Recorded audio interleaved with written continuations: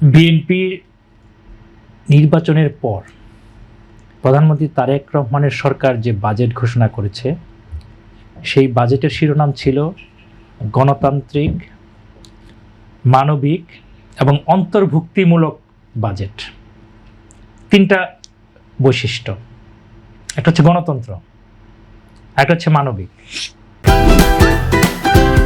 Optical brighter, photo catalyst, active granule সমৃদ্ধ বসুন্ধরা পাওয়ার wash, ঝলমলে কাপড়ে ফুরফুরে মন।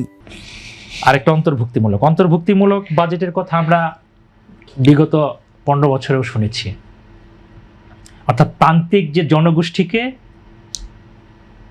আর্থিক খাতে নিয়ে আসা, এটি অন্তর্ভুক্তিমূলক। মানবিক শব্দটা আমরা এবার শুনছি।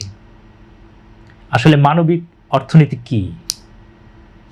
যেই অর্থনীতি, আমি মনে করি যেই অর্থনীতিতে ধনী দরিদ্র বৈষম্য কমবে, সমাজের সকল মানুষ রাষ্ট্রের সুশাসনের সুফল পাবে, সেটাই কিন্তু মানবিক অর্থনীতির কাজ হওয়া উচিত। তো যেহেতু বিএনপি সরকারের বাজেটে মানবিক বিষয়টা শব্দটা নিয়ে আসা হয়েছে, আমরা আশা করব যে ভবিষ্যতে এই বাজেটের মাধ্যমে মানবিকতা তুলে ধরা হবে। মানবিকতা তুলে ধরার জন্য কি দরকার? দারিদ্র্য বিমোচন দরকার, কর্মসংস্থান দরকার।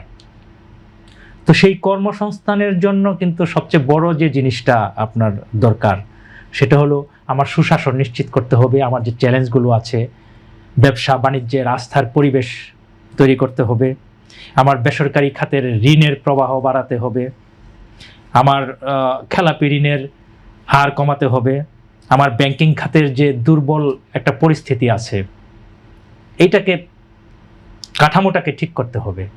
তো এই চ্যালেঞ্জগুলো যখন আমরা মনে করি সরকার সুন্দরভাবে সমাধান করতে পারবে, মানুষের আস্থা ফিরিয়ে আনতে পারবে, তখন আমরা বলতে পারবো যে না, এই বাজেট মানুষের জন্য বাজেট, মানুষের ভালোর জন্য বাজেট, জীবনের জন্য বাজেট। যেমন তারেক রহমান বলেছেন, প্রধানমন্ত্রী তারেক রহমান বলেছেন, বাজেটকে আমরা নানাভাবেই বিশ্লেষণ করি, তার মুখ থেকে আমরা শুনেছি যে এটা জীবনমুখী বাজেট। তো জীবনমুখী বাজেটে তখনই বলা হবে যখন দেশের মানুষ বলবে, যখন ব্যবসায়ী বলবে, যখন কৃষক বলবে, কামার বলবে, কুমার বলবে।